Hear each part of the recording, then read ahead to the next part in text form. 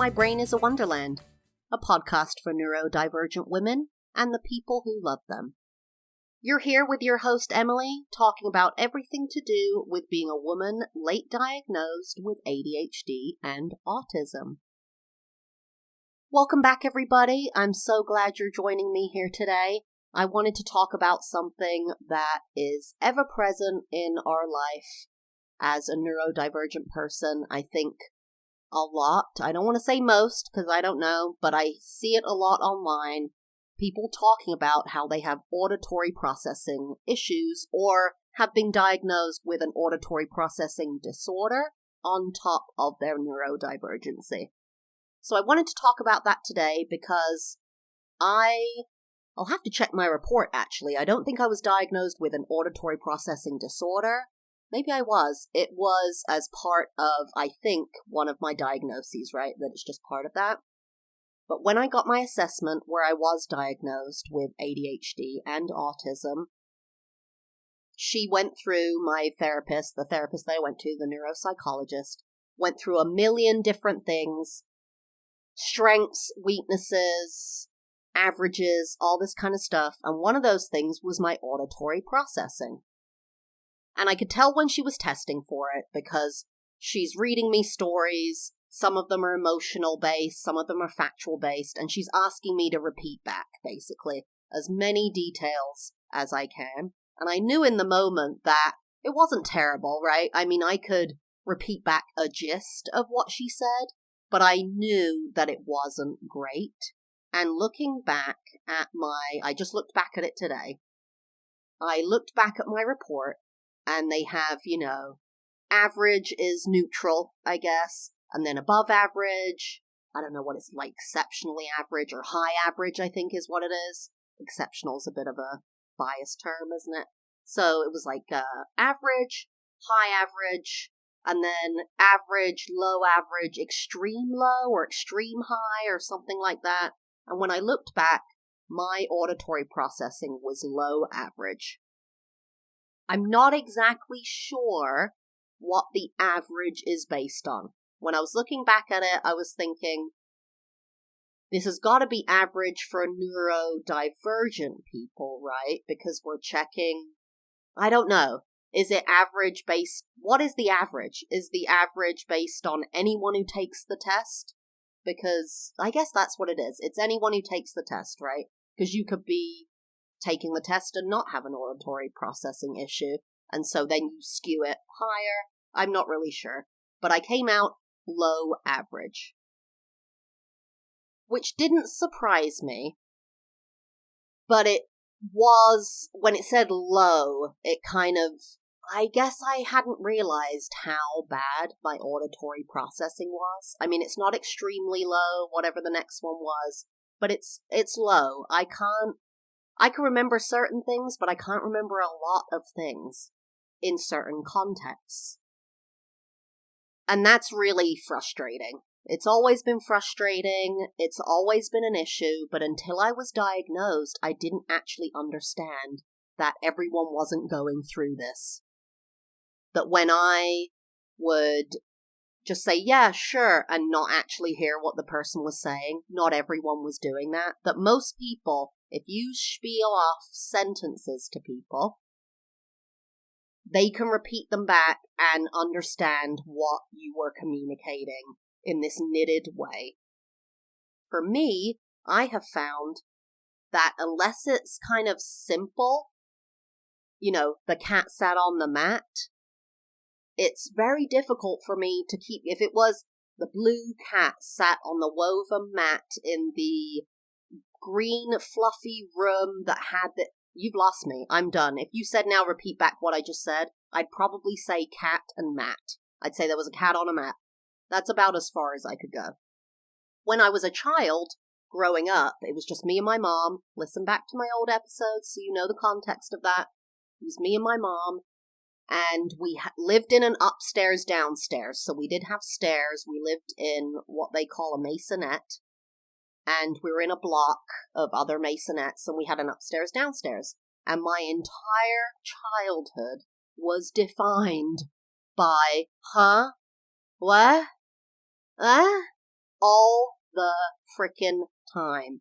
I mean, constantly. My mom me hearing, and it wasn't that far away. She's not shouting from miles away. And I would go, what? Huh? And she would always, much to my chagrin and infuriation, call back, pardon? She was doing that to tell me that instead of saying what or huh, that more polite is to say pardon, which I couldn't give a flying boop about that, but it defined part of my childhood. It was constant. She would call out to me, it would go in, right? I heard sound, but I didn't hear anything. And that could actually happens now, in that someone will say something, and tell me if you experience the same thing, where they say, let's say, what's your favorite food on a Wednesday? And I go, what?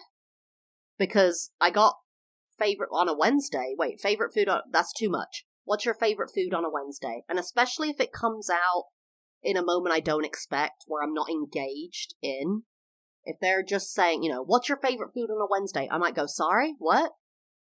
And while they are completing the next part going, what's your favorite food on a Wednesday? I might, by the time they say, what's your favorite, go, oh, it's pork. It's not pork. That just came out of my butt. Whatever. It's lasagna. Whatever. By the time they are halfway through the second time saying it, my brain may have, the lag, computer lag might have been like, winding up. Here we go. Got it. And we'll talk over people often, which drives me nuts that I do that. Ugh. And so that will often happen, that someone's asking me something or demanding something, do this or whatever, and I'll go, what? And as they say it back, I'm going, oh, yeah, I can do that, yeah, which frustrates them, because I think it comes off like I'm not listening, or, that I wasn't listening the first time, which means I don't care. Classic, that's the human thing. If you're not listening, you don't care what the person is saying, and it hurts that person, especially if you do it constantly, that you're constantly just like, what? What'd you say? I'm not listening to you.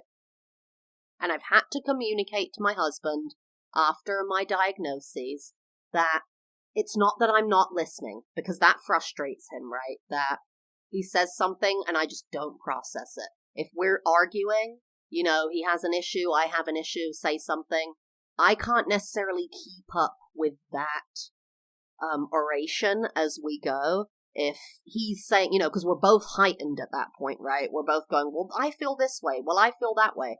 And I'm going, wait, what did you say? And that drives him nuts if I seem like I'm not listening. So I've had to reiterate that, because it seems to most neurotypical people that you're not listening. And I get that. It totally does. And it's not that. It's that I can't hear you. It's so weird to say, I am listening, but I cannot hear you. It's going in my ear, but it's just not processing. And I mean that in a way that I'm not deaf. If you go back to my first episode, I was tested for being deaf. Passed with flying colors. I'm not deaf, but I cannot hear you. In certain situations, I won't hear you. It won't go in. It just won't happen. So with all that going on, and trying to be a normal child, just live life, and not realizing that I have this issue, lots of things would come up in my life. For example, I would hear things on TV. This is before the internet, right? So you can't just Google something. You can't Google anything back then. If you don't find it in a newspaper the next day, whatever, you have to listen to that TV if it's a live show. Taking notes, because there's nowhere else this information is. So I would watch TV, and let's say it's live TV, and they're saying, oh, this celebrity, which I'd done before in London, I lived in London, they'd be doing interviews on morning TV and say, this celebrity is in London at this store doing a meet and greet, on this date, whenever. And you have to remember that, or write it down, or have it TiVo'd, or whatever, recorded. Which actually the one celebrity I'm thinking of, it was David Boreanaz's Angel from Buffy. Thank you very much. Was on a morning show when I was like 13, 14 in London. And they said he's going to be at Forbidden Planet on this day, signing autographs. You just got to line up, no ticket needed. Ended up going. Freaking awesome. But what happened is I just happened to be, not just happened to be, I was obsessed with Buffy, obsessed with Angel, and had my VHS recorder set up for that interview because I had seen it in the British version of People magazine TV guide or something, that he was going to be on that being interviewed. That's the only way I knew, and then could rewind it back. But I remember this specific incident, which sticks with me now because it drove me crazy. I couldn't figure out what happened at the time. It just drove me nuts. I was probably maybe 11 or 13, hard to say, somewhere around there. And I was watching Oprah, and it was the end of her episode, and she had this Indian band. It was when Bhangra went crazy, Slumdog Millionaire, this is like early 2000s or something, was huge. Indian culture and music had kind of exploded a bit on the global stage, and she had a band or dance group or something on there. And I'm watching it going, I gotta get this name of this band, because you can't Google it, remember? This is an unknown group that you have to read newspapers. You just gotta find it. Maybe buy O magazine. Who the hell knows? And she called out their name at the end of the performance. So they finish, and you know how the host will come on stage and kind of put their arm around the main person and be like, that was so great. Remember, this is blah, blah, blah, blah, blah. Their album's out now. Whatever. And in that moment, even as I was focused on it, because I knew this would happen, that you have to wait till the end to be like, wait, who was that? Didn't come up on TV. They didn't scroll their name or anything. And she said the name, and immediately I tried to repeat it back, and I couldn't. I couldn't repeat it back. I couldn't remember it, and it drove me nuts. We didn't have that recorded. I didn't care about Oprah, so that wasn't on there. And that stuck with me for decades until my diagnosis. Why couldn't I say that back? And I said that to my husband before I got diagnosed, 5 to 8 years before. Yeah, I have this thing where I kind of can't, my short-term memory is funny or something. I can't immediately repeat back what you said. And it drove me insane. It just drove me crazy and really stuck with me, clearly. And that's really the one time where something really specific weirded me out, where I was kind of to do with my auditory processing, where I was like, oh, that's weird. What is that? Why can't I do that? And I knew it was an issue. Like I said it to my husband. But there were other issues or symptoms, coping mechanisms I used without realizing why I was using them. One of the things was that I always had the TV turned up loud. This is actually an epidemic in my household. Me, my grandmother definitely, who's neurodivergent, maybe my mom, my grandfather, it drove him crazy. He was maybe autistic, no ADHD, so loud sounds, not great for him, but either way, it was an epidemic in my household, just very loud TV and music. And that's what I used to do. I used to have the TV turned up, so high that it was booming. And I've really only realized since being with my husband that at nighttime I'll have something on, or in the evening, that I'm watching that I need turned up loud. And I don't even really know if I need it turned up loud because it's a processing thing, but I feel like I need it loud because I cannot hear it, even though I have no hearing issues. The next morning we'll wake up, turn that TV on, and that TV is booming in our face. Why is it turned up so loud? Happens every day. Husband never gets it. Every morning. Why is it so loud? Shocker, it's who you live with. So that has been a constant issue. Subtitles is another thing, and I know a lot of you out there use them, and if you don't, try them. I used to use them irregularly in the past. When I would watch stuff on my own, I might use them.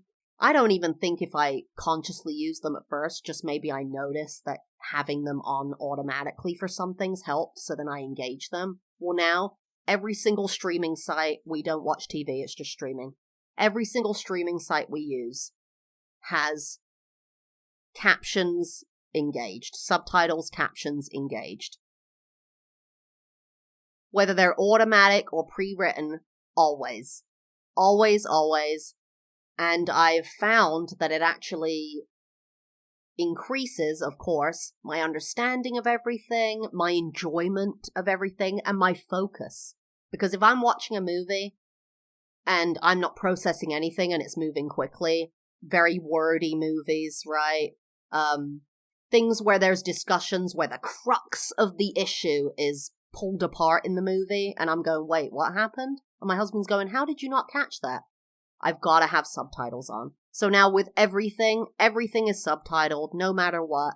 And thank you to the new world for streaming and social media for embracing that, because equality in that area, I'm not deaf, but if I was deaf, that would drive me nuts. It's bad enough now. So I'm so glad that is a thing that we can engage with, and almost everywhere you can turn on subtitles if you need to. Another thing that I find super embarrassing is that when I'm in a group situation, usually, because I'm rarely one-on-one with somebody, let's be honest, it's usually my husband. Even with friends, I feel like one-on-one I can focus and get it there.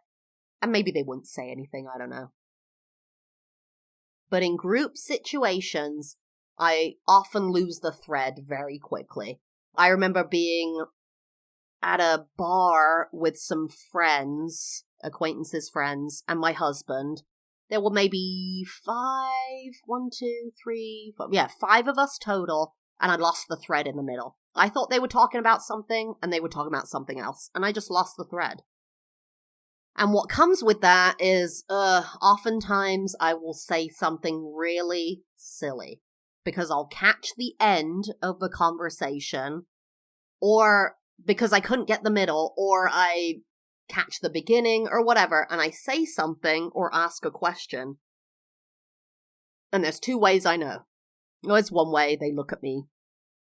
They or my husband, because my husband, we've been together for a long time, so he'll kind of nudge me and be like, dude, what? That's not at all what we're talking about. Wake up. My friends or people, these could be strangers we just met, or you meet someone at a bar, or whatever. I don't know. Well, do people do that? I'm not sure. We'll be talking and I'll say this thing and they'll look at me very quizzically, or like, that's not, okay. They'll try to be polite, but it's clear because it's not flowing that I didn't get what was happening. I lost the plot. I lost the middle. I lost the side. I lost the end. It's done. And that makes me come off, like I said, like I don't care, like I'm not listening. If you're not listening, you don't care. That's the neurotypical thing. Which, that's fair. If someone wasn't listening to me, I'd probably jump to, they don't care. If my husband seemed like he wasn't listening, I'd be like, well, then they don't care. He doesn't care what I'm saying. When it could be a multitude of other things. And this makes socializing in a group or with new people really difficult, or even people that I've known for a long time. I remember being with my husband and a friend of his from high school that I've known for like a decade and I'm very close with and comfortable with, and he was talking about his job and was blah blah blah, and I was like, ugh. And then at the end I said, oh, so you're working with robots? And oh my god, the guy looked at me like, just kind of just paused, like, oh, that's not what I said. And my husband nudged me like, that's not what we're talking about, dude. And I'm like, and this was before I was diagnosed, so then it seemed like I was just an ass face, right? And it was just like, oh, what were we talking about? And people hate that. FYI, people hate it when they explain something very clearly and explicitly, and then you say, oh, what do you mean? Because they feel like you weren't listening. And there's not really any, if they've broken it down, what else are they going to say? So when I was diagnosed, it made me very self-aware, which I loved. This has radically changed my life, getting diagnosed, because I could identify the symptoms that I'd never even considered before. Internalize that and think, okay, where does that come from? Why do I do it? Accept it. Forgive yourself for doing what you did, even if you don't like what you did, and try to change it or move on or apologize for it. Sometimes you can't change it, right? Like these, we're talking about cognitive things. Sometimes you cannot change it, but you do want to apologize for it if it inadvertently hurts somebody's feelings. And just say, look, I didn't mean to do that. And I'm so sorry.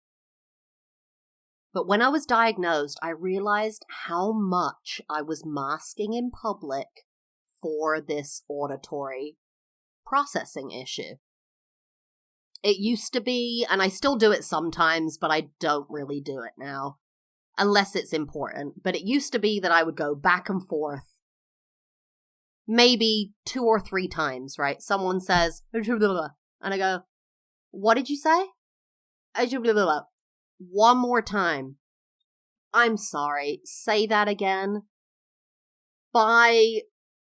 Definitely by the 3rd one, maybe by the 2nd, they're going, why are you asking me if you're not focusing on what I'm saying?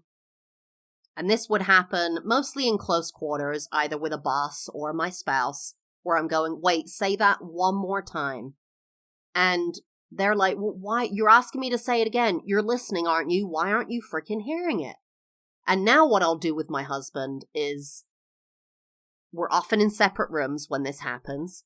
If I hear him and I'm like, oh, I can't hear you, I start to walk towards where he is.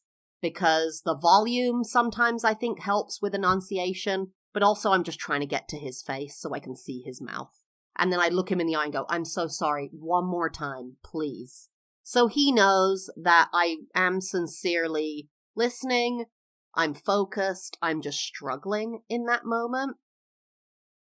But now I don't even bother. I do with him, because it could be important, or say it was my boss, but it's not like someone's shouting across the office to me or anything. Otherwise, I don't even bother. If someone says something to me, I usually go, oh, great, yeah. I usually honestly judge off of the context and their facial expressions. This is what I've realized, their body language. If someone walks in, let's say I'll use an example, Thanksgiving, because it just went by, holidays. You're there, someone walks in from family, and it's just chaotic and you're not sure what they're saying. They're saying, hello, good to see you, but how are you doing, blah, blah, blah. I just go, oh, yay, yes, great, totally. Oh, so true. Yeah, I don't even bother. I can't be bothered because I don't need to hear all of your babble, or if someone is talking, and I do care what you say, but if you said something like, man, yeah, it's crazy how great oranges are. I just pulled that out of my butt. What am I going to say? Oh, sorry, say that again. It's crazy how, oranges are. Sorry, say that again. It doesn't matter. It doesn't matter. I do not want to put myself in that position constantly just to understand you. I can't. It is so stressful and energy consuming. I don't care. So I just kind of, if I can tell it's peripheral, not important, fluffy, I'll just kind of be like, yep, great, okay, yeah, sure, dinner's in there. Or like, oh, great, yeah, I'm going to the bathroom. Whatever. But like I said, I didn't really realize until I was diagnosed how much I did this and how much I masked. But there is, oh my gosh, maybe 3 months, 2 to 3 months, maybe less than that, after I was diagnosed, I went mall shopping with my mother-in-law and my sister-in-law. It's a regular thing we do. And this was maybe a year after lockdown. So when we went to the mall, they had all of these rules, right? So if you were going to a store, you could only have a certain amount of people in there, and they made you line up outside. So we line up outside of Victoria's Secret, and we get to the front of the line, and there's a woman at the front who works there, right? Giving you the spiel. I'm in front. It's classic. I like to take control, which is funny because I can't process what people are saying. So why am I taking control? I don't know. So I'm in control, I'm in the front, and this woman just starts talking at me. Just blah, blah, blah, blah, blah, blah, blah, blah, blah, blah, blah. I didn't realize it at the time, but I didn't hear anything she said. Literally nothing. I didn't process anything. But my brain put the things together, linked it together and said, well, she's obviously saying keep 6 feet apart, don't touch a bunch of stuff, don't talk to anybody, don't touch anybody, you have to wear your mask, blah, blah, blah. She just does this spiel and, it's like gives a thumbs up and I'm like, yeah, okay, great, smiley face, aha. Turn back to my mother-in-law and sister-in-law and they go, oh, what did she say? And I go, I don't know. And they burst out laughing like, you just faked that? Like, looking back, they didn't say that, but looking back, that's what they were thinking. They were like, you seemed so engaged. And I remember thinking, that's how I always am. Are you not? Wait, do you, when you're fully engaged, you process and hear everything? Like it's really interesting for me. I wish I could have time traveled, put my sister-in-law or mother-in-law in that position, and then said, what did she say? And I can almost guarantee they would have said, she said to wear your mask and blah, blah, blah. I didn't get any of that and just kind of inferred from what I know socioculturally, right? That's probably what she's saying. It's not rocket science. Keep your distance, keep your mask on, don't touch a bunch of stuff. And in that moment, I realized how much I don't process and how much I mask. That when people are talking, especially in fluffy situations where it's not serious or it's a public situation, I just go, yeah, uh-huh. And I'm wondering how many times someone said, hey, what do you think of this? And I go, yeah, uh-huh. That's not a correct response. I have no idea. I mean, it just all of a sudden was like, oh my God, I do this everywhere. I just go, yeah, uh-huh, and I have no idea what they're saying. Thankfully to that woman, she thought I got it right. She was paid not a lot to work there in retail, was like, this is my job, okay, you say yes, you can go in. But in a lot of situations, I come off as uncaring, unaware, unattentive, stupid, right? Like, how did you not get that from what I just said? It's just super frustrating. And there are some things, mostly technology, that I've started to use. I haven't stopped masking. I don't care. I don't want to hear. I don't want to have to say to that woman at Victoria's Secret, hey, can you repeat that again? Yeah, one more time. Could you write that down? No one cares. She doesn't care. I don't care. But here's what I will tell you if you are trying to mitigate these issues. And this is mostly for the workplace, but I'm sure it could translate to your personal life and area depending on what you do and what your life is like. But I'll tell you now, Microsoft Teams, which is what I use at work, which is the video calling like Zoom, but Microsoft Teams is actually more secure than Zoom. Microsoft Teams has a built-in auto captioner. I'm not sure where it is. I do know, but I can't remember off the top of my head. Google it. There's a little, where you can blur your face, put in backgrounds, do all kinds of things, share your screen. If you click up in the top right corner, there's something to do with putting in closed captions. And this has helped me a lot because at work, we might have a meeting and they expect you, there's no follow-up email, right? They expect you to know what they said, write it down, be attentive, know what's happening, even though there's no meeting minutes. Blech. Which, let me tell you, if you have auditory processing issues, don't ever take meeting minutes or do dictation. I cannot and have never been able to do that, so don't do that, FYI. And for Zoom, I know that you can use something called Captioner, This is literally from my hard of hearing sister-in-law. She said Captioner is what people use for Zoom. So if you're using Zoom, look into that. If you're on your phone making phone calls, right, which, oh my gosh, nightmare. What you can do is use certain captioning software. Look into something called Dragon Dictate. I actually haven't used this, but again, my hard of hearing sister-in-law recommended it for phone calls and meetings and that kind of thing. Look into that and just Google free, captioning software, cell phone. That could potentially change your life if you have a heavy phone call situation at work or in the home. If you have kids, and the school calls you a lot, that can be annoying. And then the last thing I would say is get everything in writing. I've had to train people I work with to do this. When I first started at my new position, there was someone who would call me constantly. Just call me constantly to talk about these certain things. And I would say to them, okay, this is great. We've talked about this. But now you need to put this in an email. You need to recap this and put this in an email so we have a recording. There's two things with this. One is that anything you forgot is in the email, right? If it's truly really being recapped, you have it to record.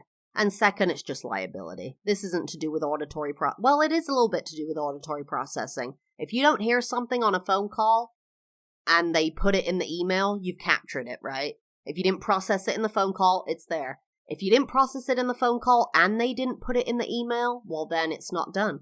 And that's what I say to people. Okay, you're gonna have to follow this up with an email. Or if I instigate the meeting, I'll follow you up with an email to confirm everything we said. Please read it and go back over. It protects you. It allows you to have something to refer to that's full and clear. And makes your life just way easier. So if you want to reach out to me and talk about any of this stuff, feel free to look at my show notes. There's a bunch of contact information in there. And if you've been listening regularly, which I see on my analytics, a bunch of you are, if you haven't left a review yet, please do.